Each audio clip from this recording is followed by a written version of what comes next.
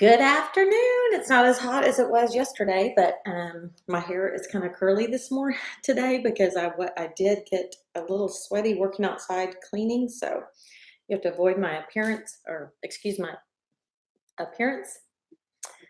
At the very top of the screen, tell me if the article is too long for y'all to read in the chat. I'm gonna try it again. Can you see it? I guess when you click on it, oh, when you put your cursor. Oh, thank you, Frida. Look how curly it is. Isn't that crazy? Look how much curl I have. Y'all need to practice on me. Smoothing that curl out. Oh, good. You can click the link. Okay. That's something for you to read tonight as your little daily assignment. Um, Hopefully, y'all read a little bit about Bleach last night. So just going to sit here for a little bit as y'all get kind of ready. Y'all, those of you who are on already, you might have noticed that Katie has already sent you a little test that she'll do. It's like a Quizlet test, and y'all will do that together. You can write down the answers and put the date on it, and that will be submitted for your grade. And I will reiterate that again when everyone else has joined us. It's 1:50. I'm a little early. How's life been treating you guys? How are the little kids? Are the little kids just so crazy trying to come up with cute ideas to keep them busy? I think maybe making cards to send in the mail to grandmothers and grandfathers and friends and such would be kind of fun for little kids. I'm going to do that for my grandmother, who is in a home right now because she's not getting any visitors, and it's really sad. Oh, snail hunts. That's a good one. I used to do that with the kids when they were little. That's good.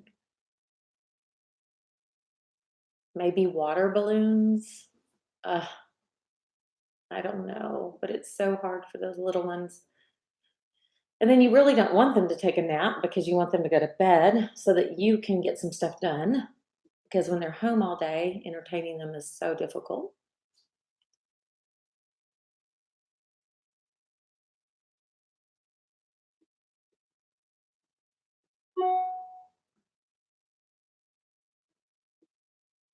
So there's a little article, those of you who are logging on, there's a little, let's see, stacking red solo cups and crashing into them. Oh, that's perfect. Girl, anything. I remember those days. You had to find something new all the time. You're not creative. It can be very weary and tiresome. Oh, good. Lots of crafts. Yeah. You know those blankets you can make with like material on the edges, and you can tie it on the edges. One of those would be a lot of fun to make right now. But who knows? The cloth stores may not even be open to even do that kind of thing. Oh, you saw Dark Waters. It was really good, wasn't it? I really liked it. It's very educational, because we don't realize that, so many times we think of third world countries dealing with poor water, but that's real close, West Virginia, and real close to all of us in our country. And so, yeah, the Dark Waters was really a good example of how we've got to be. Oh, Hobby Lobby's still open. Oh, that's good. You just have to go in. Are y'all wearing gloves when you go into the stores? I'm kind of doing that. But I noticed some people were complaining in our neighborhood that people are leaving their gloves laying in the parking lot after before they get in their car, just dropping them on the ground. I mean, come on. Terrible. Yeah, wearing the gloves is good, especially if you're touching so many different things. I know that we're going to knock this thing out. I just know that this corona is going to be settling down. It's devastating right now to watch the news in New York. and see so many victims of it. So the fact that we can do this right now um, is, let's see here. I haven't been on my house. Oh, I know, McKenna. But it's the best thing. My son either, because they started it before we did. You know, some of us were going up to the beauty school for that week and spreading out, but he had been home, and so um, he's going to get out and go do some walking right now with a friend and kind of stay distance from each other. Randy and Lauren have been playing Bananagrams. Um, uh, that's a fun game because if you like Scrabble, Bananagrams, you could order it maybe on Amazon. It's really fun. It's a bunch of little Scrabble letters that come in a banana zipper case, and everybody turns the letters over, and you go as fast as you can to make all these different words, and you build words off of your words like a little your mini Scrabble board. And so it's a lot of fun to see who can do it the fastest. And it's so easy to learn. You like it too, Lauren? I love it. I know we play, it's on our dining room table all the time. In fact, Randy and Lauren are probably finishing their round right now. I walked into the kitchen. We'll have to play that at school one day, Lauren. We can teach everybody. Give them. I've never. We actually have two sets. We have the bananagrams for the large groups, and then the bananagrams for the small group. But it's easy to tote around with you anywhere. It's fun. That's funny. I posted another little article that y'all could read. It is about toothbrush and the ways that we can protect our toothbrush from getting so much bacteria in it. Oh, you need to get your husband doing more games. We're a big board game family. If you love Monopoly, but you hate that it takes 4 to 6 hours, you would love Monopoly Empire. It is totally fun. It's really fun, and it's about a 45-minute version, but it's called Monopoly Empire, and it is so much fun. You would like it a lot. Oh, love Jen. We love Jen. We also play a card game called Tonk. Lots of fun. It helps pass the time away. So that makes the day. Ooh, a sushi go party. Is that a game or are you talking about sushi to go? I hate budgeting too, but girl, you would like this Monopoly because everyone at the beauty school knows how terrible I am with numbers. Oh, it's a board game. Cool. Oh, I love Phase 10. It's so fun. We love Skip Bo. That's another good one. We were playing that the other day. That's fun. Let's see. Yes, Sushi Go Party. Cool. I'm gonna have to look at that one. Fun. 157. I'll post this article again for y'all to do a little more reading.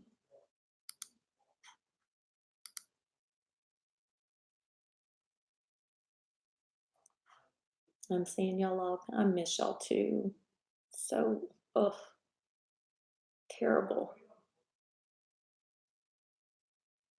Dixit. It's a card game. Oh, I'm gonna write that one down. Dixit and Sushi Go. Sushi Go Party. Very cool. Yeah, we have the Phase 10. We have the Skip Bo. Gosh. For those of you who have little ones, Zingo, which is kind of like bingo, that's a cute little fun one. It helps them learn and start making words. It's a lot of fun. We used to have it, and then the kids got older, of course, but that's a fun one. Exploding kittens. Let me know. Exploding kittens. Cool. Oh, that'd be fun.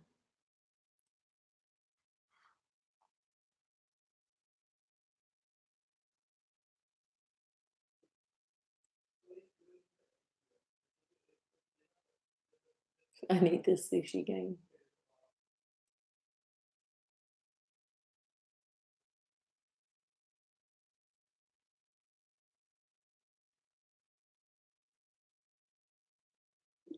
Give Ticket to the Ride a try.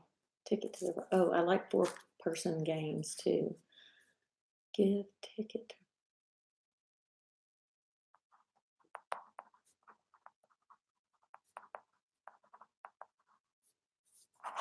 These are some good suggestions, guys. I like it. Hey, guys.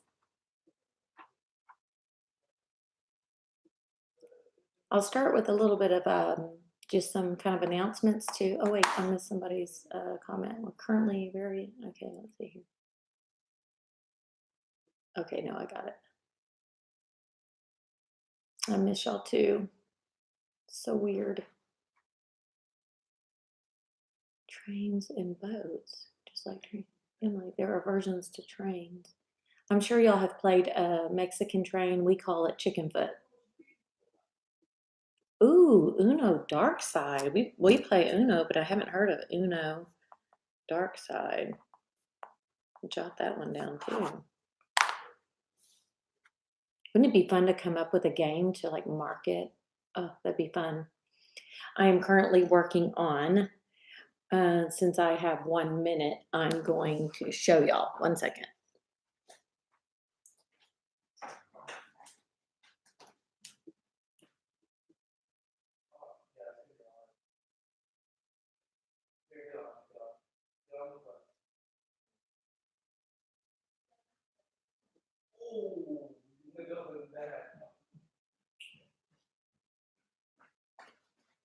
I'm coming back. I am currently working on this. It's the world's smallest 1,000 piece puzzle. And it came in this can, and this can is very small. And I've gotten this portion all done, and all of them came in this little can. The pieces are about the size of my thumbnail. So it is spread out in my living room, and at night I have my hot tea, which I have some hot tea right here. I drink probably 6 cups of hot tea a night and during the day. This one right here has got some turmeric in it, this tea bag, and the antioxidants and such that it gives me, and I just feel good, and the hot water is soothing. But anyway, I put a lot of puzzles together. I always do 1,000 piecers, and I have my little overhead lamp, and just kind of sit there patiently. And I figured if I got 10 pieces of 1,000 little bitty tiny pieces together, that I could do it in 90 days if I just maybe had 10, no, 120 days. Yeah, something like that, but in 3 or 4 months. But I'm going much faster than that. So it's a passion and fun for me. And this one, because it's the world's smallest 1,000 piece, I'm actually going to glue it together. I don't know where I'll put this design once I glue it together. I'm going to frame it probably and put some kind of matting on it, but I don't think I'll put the world's smallest one together again for a while. If you look online, they have the world's largest, and it takes up people's homes. And if you Google it, it's super, super, super cool. But I do puzzles quite a bit. It's one of my things to just distract me. Lauren, yeah, she hasn't tried to help me yet on this one, but okay. Looks like everybody's on point. So we had a little article to read that I gave you just to kind of learn a little bit more about chlorine. Can y'all start typing in some different facts that you read or something that you learned from that article about chlorine, and just some different things that you may have learned. I had a pretty decent sized list myself, just kind of making my own notes, just to get myself to read during this time and to look up other things that are really important. Yes, it is meditating. Those puzzles are. It truly is. Helps with anxiety. Yes, I could not believe they used it for it was used in World War I as a weapon. It's crazy, crazy, crazy, crazy. That's okay, Joelle. Glad to see you.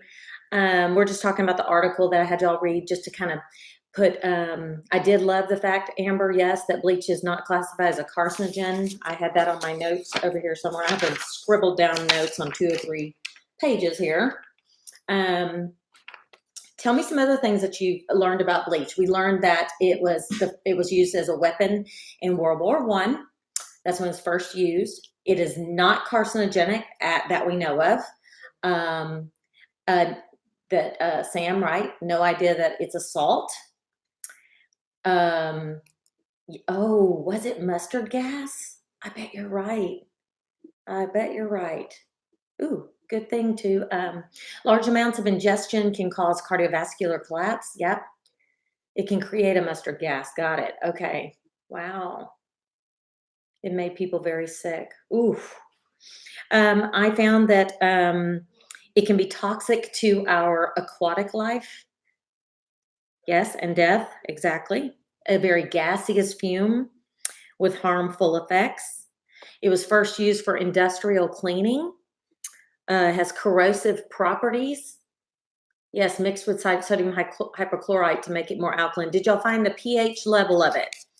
I wrote that down in my notes, and I know it just because our standard hair bleach is also, yes, builds up in the lungs. I read about that too. So dangerous if swallowed for sure, and kills mildew off of buildings. So how many of you have limestone porch or patio or buildings or walls and such that you need to bleach out once that mildew comes around? Hey there, Destiny. We were talking about my 1,000 piece puzzle that I've been putting together that came in this little tiny box, and we were talking about different games as a warm up before everybody logged on. And now we're just talking about the article and some of the notes that we had on that. Yes, pools require chlorine. And so a lot of times when there's been some different products that are put into swimming pools, you'll hear some people ask people to not stay in the, not get into the swimming pool till some time has gone by. My parents' house is limestone brick. Thanks for catching me up. No worries. What else did y'all read? Did we find the pH level? Now, so we knew that, so bleach, we're going to have a little bit more respect for bleach in our cleaning at the beauty schools and in our salons if we're going to use it. Yes, Haley, a little bit higher. I think it's a 12.5. And again, the solution that we want is a 3 to 6 for household bleach. Now, remember on the pH scale,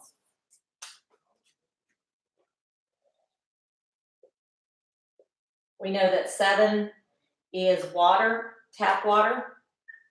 And then we know this side right here is acid, 0 to 14. And this side is alkaline. What you need to know too, going forward in your course of study, is this side is called a base.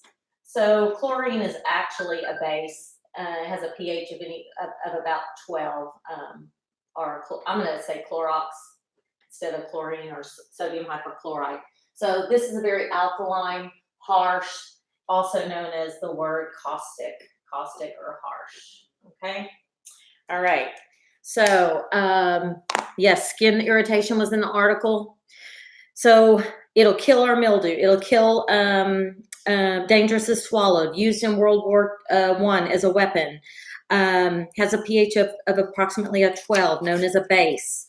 What did y'all learn about sodium lauryl sulfate? We see that sometimes in our ingredient list. Sodium lauryl sulfate. Yeah, I'm not a fan of bleach. Yeah, I'm not so much anymore now that I know everything I know.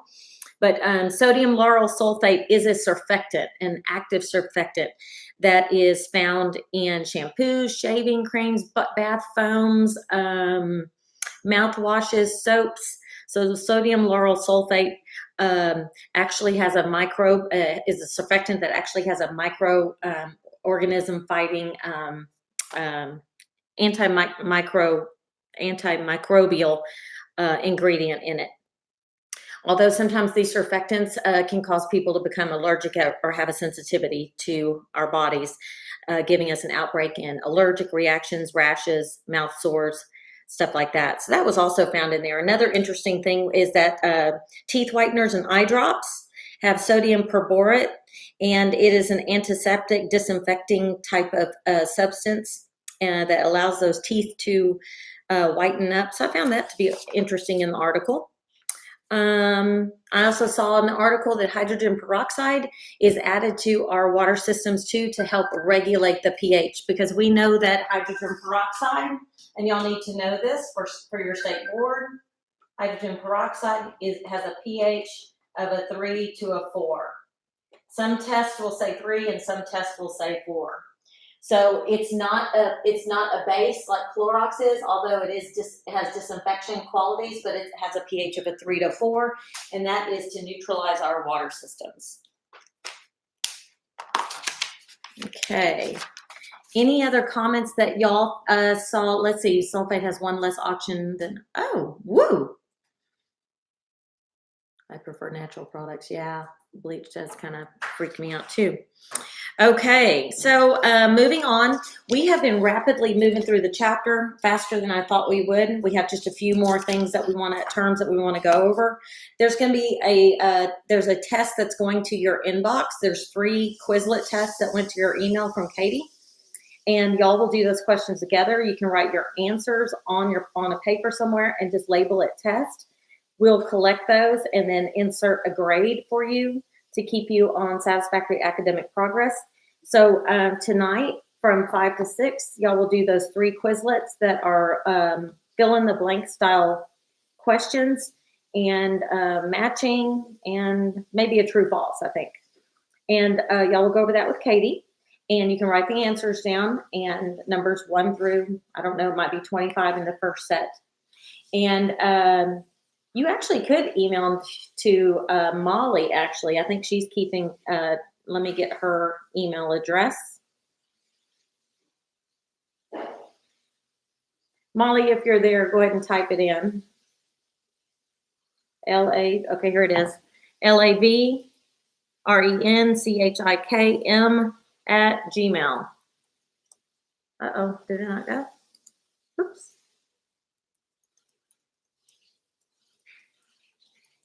Y'all will see, and yes, just keep them all in a little notebook. That would be great. Just so I can give you credit and put those in your file showing that you were participating. And yes, she emailed the test that you will look at tonight. So you don't have to print the test. You can just take a picture of it on your screen if you don't have a printer, and then just get a piece of paper and write the questions down from 5 to 6 when you do that with Katie. She'll go through each question with you, make sure you get the correct answer, because getting the correct answer is more important than getting the wrong answer. And these questions will be very similar to what you'll hear on your state board. So we're moving through this chapter. We've done really good. I'm sorry, we've had to kind of go slow because what y'all have to know for state board goes for sanitation and ecology is basically just taking care of your clients when they walk into the salon. When someone sits down at your manicure table is disinfected with an EPA hospital-grade disinfectant solution. It's wiped down. The paper towels are put into the trash. Your hands have hand gel sanitizer. You offer it to your client. Then don't touch the tip of the hand pump to the client. Just dispense some into their hands. Now everything's clean. Then you'll proceed, and every time you touch something soiled, you put it away in the trash. Of course, naturally, your hand gel sanitizing again, just like you would for board.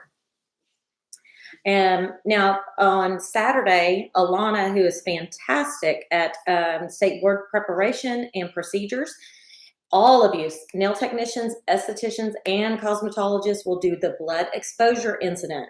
Keep in mind, if you do have a blood exposure incident in the salon, you're nipping the nails, you accidentally nip someone's neck or their ear, maybe you've used a lancet and blood is there.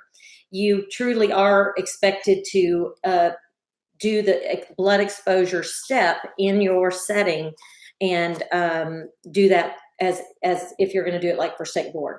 So what she shows you on Saturday from 2 to 3 o'clock will be all of your exact practical that you have to do for state board for the blood exposure.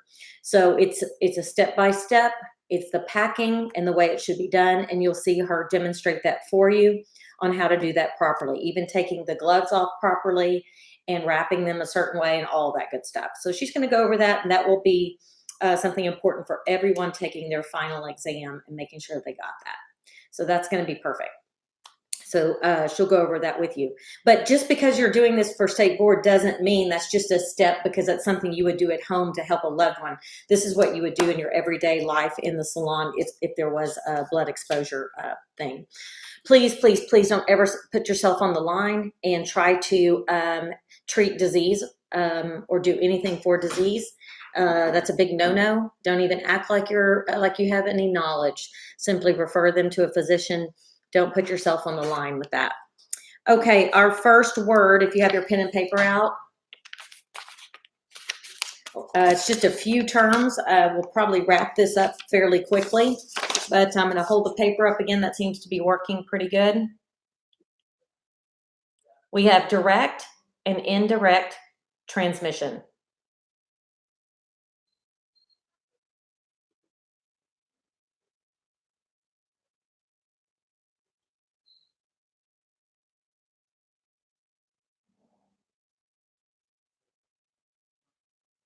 Yes, Barbie, we can make a copy of those, or if you email it, we'll print those in the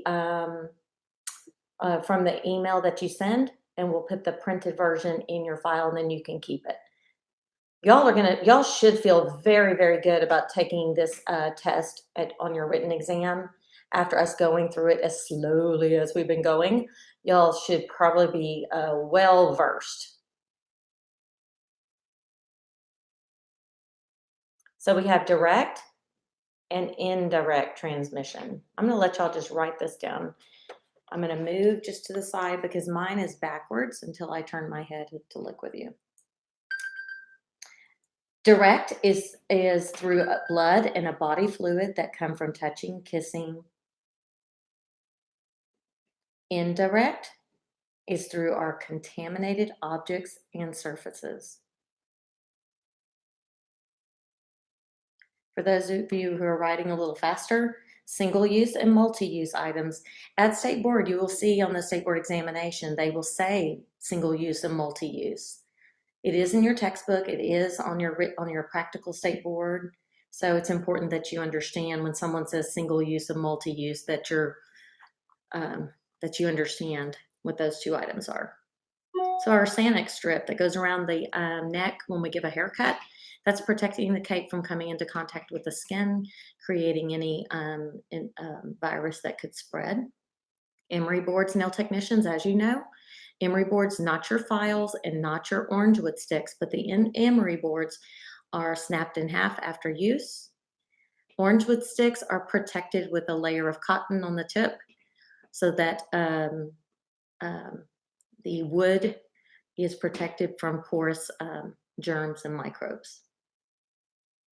Things like metal pushers, your tweezers, combs, brushes, shears, etc. All of those items are multi-use, and we disinfect them before and after each, or they're sanitized and disinfected first before we use them on the client. And then, of course, we're going to do due diligence and make sure that we get all the dirt and grime and such out of those multi-use items. Perm rods can be sprayed down periodically with your EPA at the shampoo bowl, and then after you rinse them, and then just give them a good rinse again. Let's talk about tweezers that are used during the day and shears. The last thing I remember State Board saying, and I will double check it, but I do know that scissors are, and thinning shears, razor, those are the sort of thing that we are going to disinfect at the end of the day, but between clients, you're supposed to spray the EPA, tuberculocidal solution, or disinfectant solution rather, spray it on the shears on a clean towel after wiping them down and cleaning them between haircuts, tweezers, metal pushers, etc. Because everyone knows that we don't have a metal pusher for every single client or a shear for every single client. And when we have back-to-back clients, it's unreasonable for us to be able to think that we have to do autoclave. So first thing, you'll just disinfect them with your spray disinfectant, and the contact time is 10 minutes. And then at the end of the day, you do your autoclave.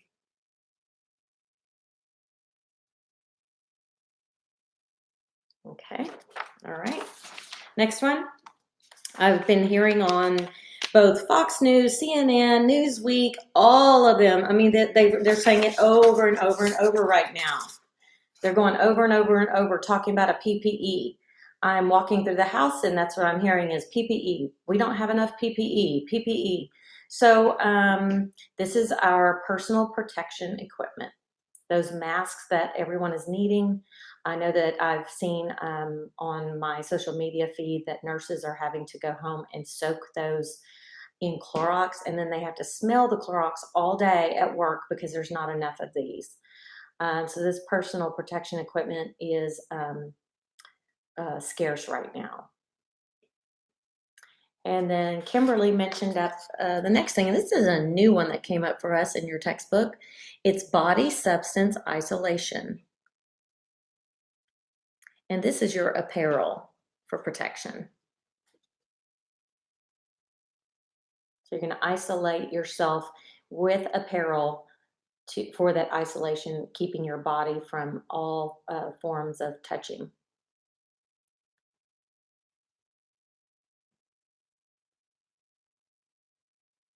Lauren, you don't need to. I'm going over everything in the book, so don't worry about it at all. You'll just keep trucking along with your notes. You are good. This is all you need. I think maybe it's more than the scrubs. It's those gowns and those specific like gloves and stuff that they're sliding their feet. I think it's feet covering and everything. It's kind of new to me. Yeah, no worries, Lauren. You're good. Okay, I'm going to take that one down. One thing I didn't get this one. A Bioburden. This is a new one too. I'm sure you're going to probably see it on the exam. It's probably going to be one of the newer terms because it's not found in all the textbooks. Organisms on items or surface before the decontamination or sterilization process. So we could say, oh my goodness, everyone get your bioburdens off of all of your tools and materials now. Everyone get ready for decontamination, getting those bioburdens off of materials.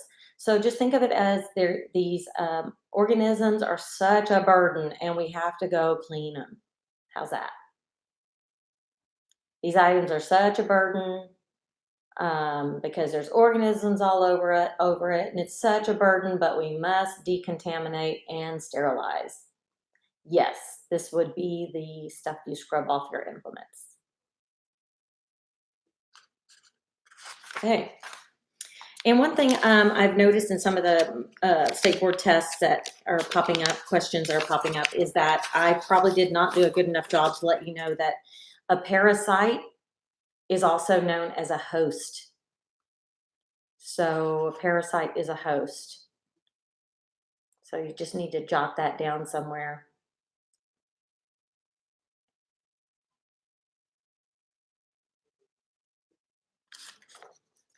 Okay.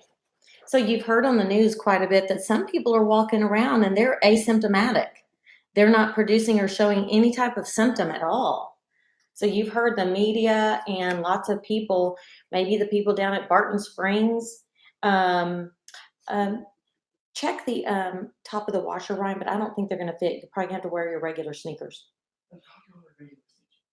Oh. Go ask Dad or wear his. Sorry about that. Asymptomatic, not showing any symptoms. And then we have aseptic. It's free from contamination caused by harmful bacteria or viruses. So exclusion of harmful germ. Aseptic. So those are two terms that you might see.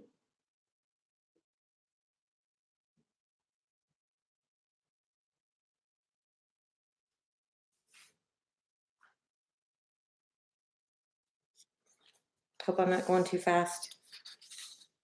Okay, estheticians especially, you'll probably see this top one on your state exam. Microbacterium fortitutum. This is a new one, guys. Fortuitum. There we go.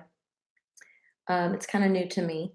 It wasn't always in our cosmetology and our different textbooks. But these are the microscopic germs that are found in tap water, and they're completely harmless. So it's a new one in our industry as far as the word goes.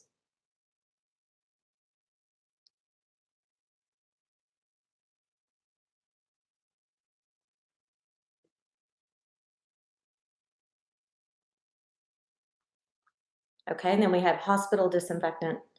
These are used to clean body or blood fluids. So guys, these are strong. These are probably those tuberculocidal ones that are extremely hazardous. People are probably very careful about wearing their gloves. Carcinogenic. They've got to be able to kill blood and body fluids and to make sure to keep everybody from getting staph infections and such.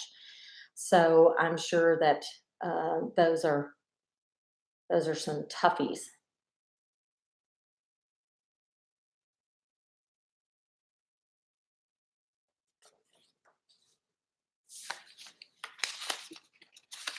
We only have about 4 more.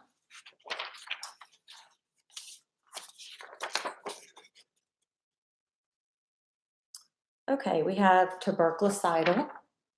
These are used to remove bacteria from just your basic coughing, sneezing type of, like I just explained in the hospital. They're harmful, so that doesn't mean that you should just quickly grab these and use them because they do have disposal issues to them. They're really aggressive.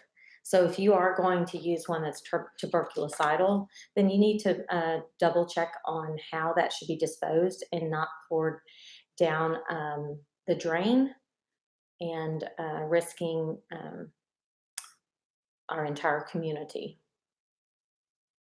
Even toilets and sewer systems and such are at risk for draining some of these.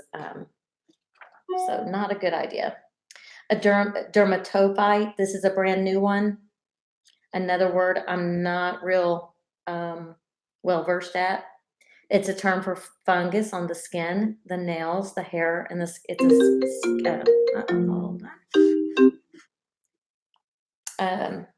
hair and scalp infections. So if you're working with a dermatologist, I bet they might use that word quite a bit.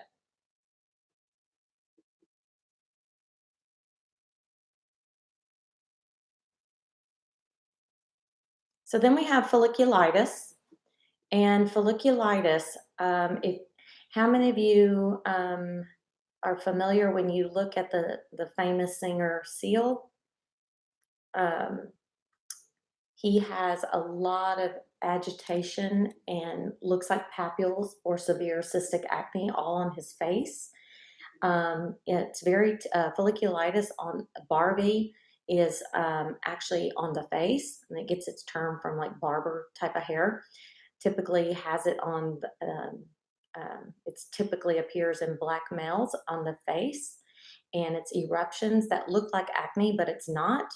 It's where the follicle is very, very agitated and has some infection. I had this one time all over my legs because it was summertime and I needed to shave. I had to hurry. I was putting on some shorts and I shaved real quick, applied my lotion over it, and then just bacteria somehow got in one of my open pores from the razor shaving. So it can be an ingrown hair that is infected, yes. So on black males, the hair is so curly that when the face has been shaven, that curly hair goes back and interrupts that pore and curls back into that open follicle that I talked about the other day, and gets redness, not pain, but redness, clogs with pus. And the only way to get rid of it for the Black men who are dealing with it is truly to wear a beard. It's going to be the best. So that's what Seal should do. But that is not cystic acne. On my legs, it was extremely itchy. I thought it would not go away. And that type, I did have an infection that I was passing because I was scratching so hard. So I passed it to my other leg and had to get an antibiotic. Typically, you can just be careful, keep it clean and moist, and then, clean and washed, and then dry off the moisture.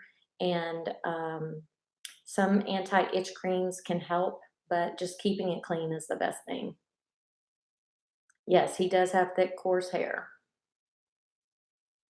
Oh, my brother, he loves for me to pull the ingrown hairs out of his neck. He gets around his neck. So he's been so bothered by it for so long now that he's had laser surgery done um, for hair removal on the back of his neck. And that's been painful, zapping those follicles. So, all right, did y'all get all of that? Folliculitis. That's also in this chapter. I think we have about 4 or 5 more definitions.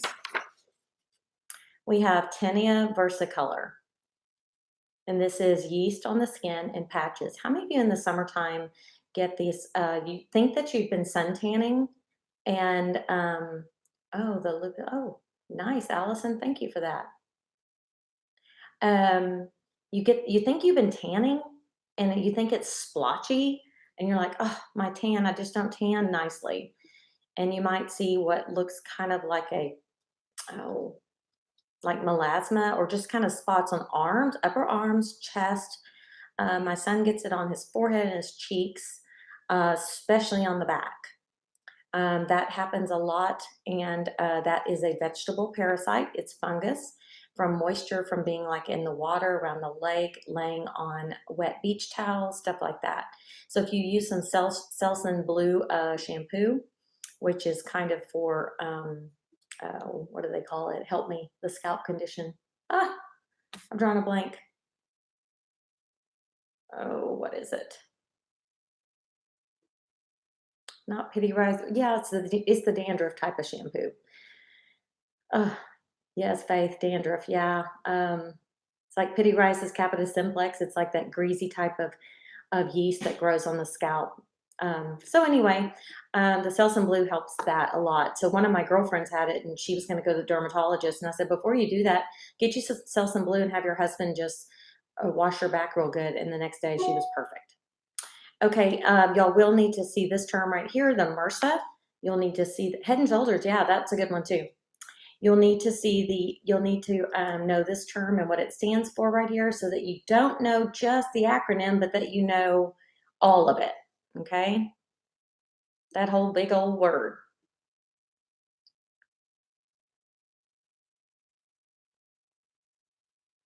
So the MRSA can be extremely dangerous because it can get into the bloodstream.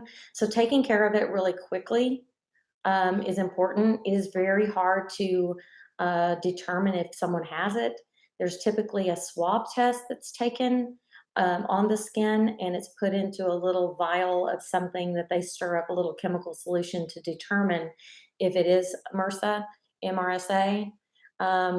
I will tell you that we had gone on vacation one time, and Ryan was 3 years old, and he was wearing these eye goggles, and the strap on it was really tight for the water, and it made a little cut right there. And somehow, I guess, traveling back on the airplane, there must have been some bacteria. So he had this real yucky, kind of thickened, grossy, silvery, patchy, I don't even know how to explain it, rashy, pimply type thing on his ear. And it just wouldn't go away, wouldn't go away. Took him to a doctor, and they told me something, and I said, that's not it. But anyway, went to another physician in the same neighborhood. They tested it, and they said he has MRSA. So gave him an antibiotic, and it was successful. But in the meantime, my children liked to play at the time. They were toddlers, rolling around on the floor playing. And my daughter had dry, chapped lips from the summertime. from a sunburn, and she got it on the top of her lips, so it happens that quick. And I noticed it wasn't going away, and we had to treat her too.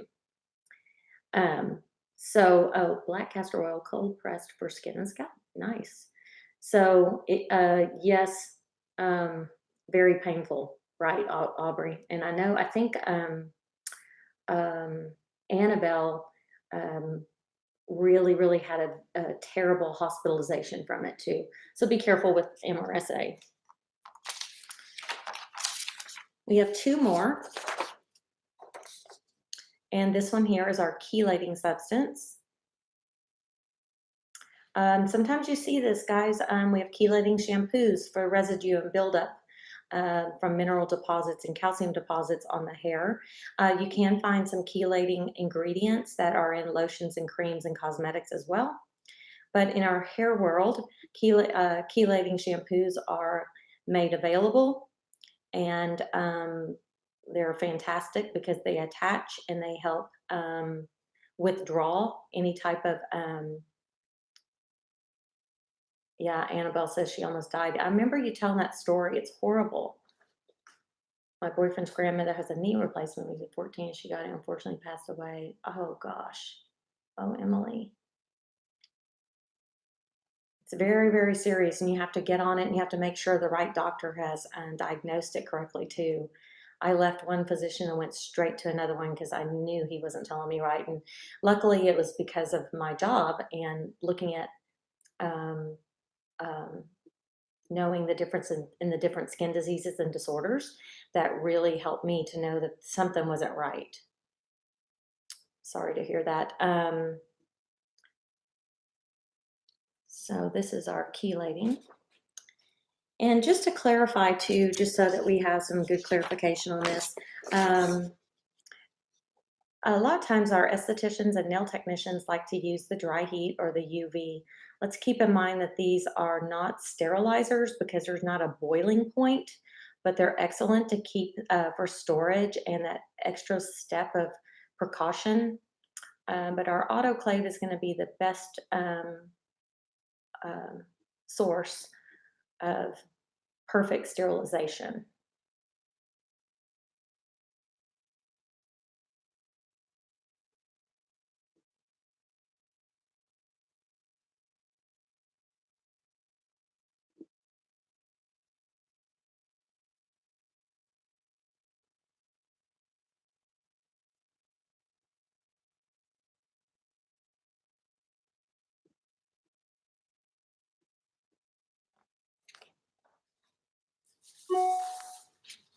Okay, so this is going to be a short day today. We'll probably be closing after I give this little bit of information right here.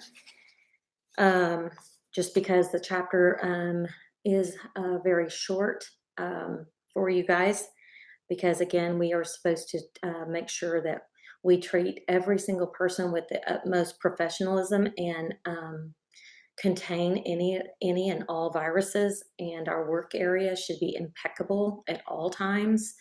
The safety of everyone is extremely important, and I think the world knows this now. So they are going to request that we step up our standards in every way possible. So we do know that we have the invasion of the bacteria can be transferred through our food and the way we're eating. Different hazardous foods, from the time and the warmth that we allow the bacteria to grow, leaving foods out too long at picnics, at Thanksgiving, all of these things that I think we need to be a little bit more considerate in talking about.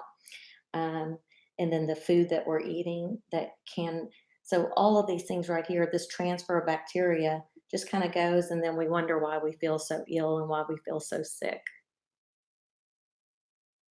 Yes, you'll still get that. Another thing, so just another little chart for you all. Again, we have our source of pathogen. So the source of our pathogens are people. So people are dirty. Pets keeping our pets clean and free from fleas and lice, making sure your guys, I just got through making sure both of my pets got their rabies shots.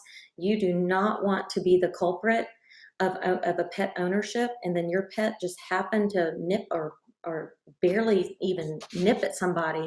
People get very, very, very upset. Making sure that they are up to date on their rabies shots can save you a lawsuit, and they're pretty cheap. So if you're going to be a pet owner, get those vaccinations for those pets. The vaccinations for our pets are just as important as they are for us as humans. We also have pathogens in contaminated water and foods. That goes for your pets as well. Make sure your pets are getting fresh water, that their bowls are cleaned, and that you are cleaning your cups and your utensils that you're working around. And the tables at our break room area, let's take a little bit more caution and consideration for our peers at school, and making sure that we are not licking our fingers from our pizza and our cake and then touching surfaces, that we are doing more diligence, okay? And so the exit route for some of this can be fecal, vomit, skin scales, mucus, and different foods. It spreads through our hands, our hand and foot contact surfaces, cleaning utensils, clothing, and our linens. Hopefully y'all are washing your linens. I was washing I washed ours. Well, Randy did ours yesterday. We did Lauren's the day before, and we just did Ryan's. So we're circulating that too, and making sure that we're keeping all of us just as clean as possible. Portal of entry then, remember, it's going to, our mouth, our nose, eyes, damaged skin or broken skin rather, and mucous membranes. And then the recipient is everyone's at risk of infection, but some people are at a higher risk. So real important. I did want to go over lice with you one more time, because a lot of people do not know how the due diligence on head lice. And maybe it would be kind of fun for you to even have a little chart like this for your patrons. Should you have somebody that comes in that has lice, you could offer them like a little sheet like this. These are some of the things that we can make sure to tell our clients to check for and to do to help prevent. Let me hold it up better for you.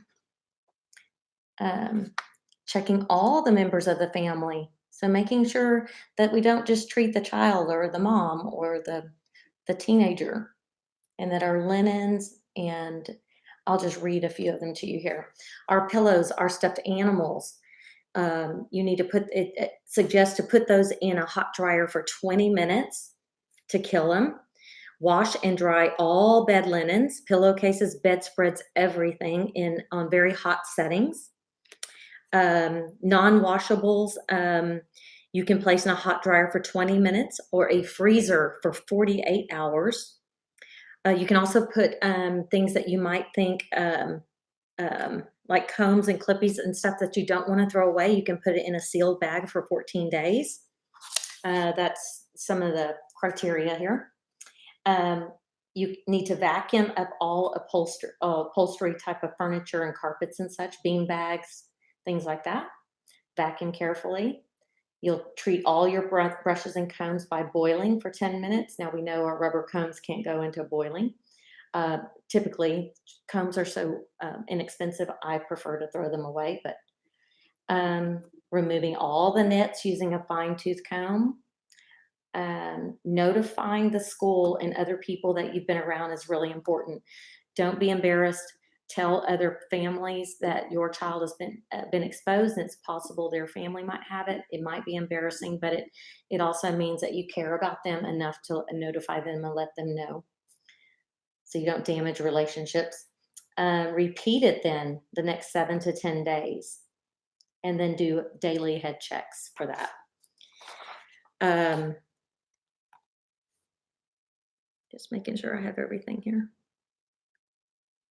Okay. All right. So just to kind of recap real quick, we talked a lot about the Clorox, and how hazardous it can be, and we need to make sure we're diluting that that mixture so that it's not quite so hazardous for our respiratory system. So we talked about that. We finished up on some terminology for tonight's little Quizlet. It's illegal to work on clients with headlights. Yes, huge fines by the state. Yes, so if you spot it, you do have to stop, clean up.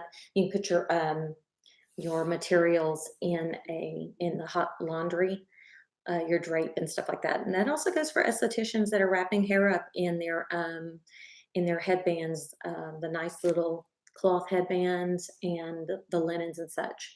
So that's really important as well. So we went over a few more terms. We've gone over universal precautions, the personal protection. We've gotten a lot accomplished, guys. We did much faster than I thought we would. But all in all, it's a short enough chapter. And what we've covered is everything that you would need to know to pass, each of you to pass your written state board portion. And I think if you can answer most of the questions that came to your email box, you can either print that or you can just take a picture, write the answers down to the questions, put test on the top, today's date, and somewhere in this chat is Molly's email. You can email her a picture of it, and we'll give you a score of a 90 in the computer for your grade on ecology. And we'll kind of finish up. And then Alana is going to go over with you an actual state board practice on Saturday from 2 to 3, so you can see just exactly how you are supposed to perform your state board exam portion of the blood exposure. Tomorrow, I'm going to walk you through this book a little bit and go over a few things with you that are important for that. And I think we're doing pretty good. So, thank you, Erica. Give me some more thumbs up. It's been fun. We've made it through this. We're going to be doing the bones, I guess, next week. And I'm letting y'all off easy tonight. So y'all have a fabulous evening. See Katie back from 5 to 6. And y'all will take your little quiz. And if you can truly answer most of those questions tonight with Katie, there's probably, I don't remember how many, but y'all are going to do them together tonight. And it is easy because y'all have been listening and you've been taking good notes. And it's going to help you. You won't have to study so hard when you go on that portion for your state board. So then we'll hit the next chapter and start going over some stuff. We'll try to make it a little more fun and exciting, but this is theory. Okay, y'all have a great night. Tune in from 5 to 6 with Katie. Have a good one.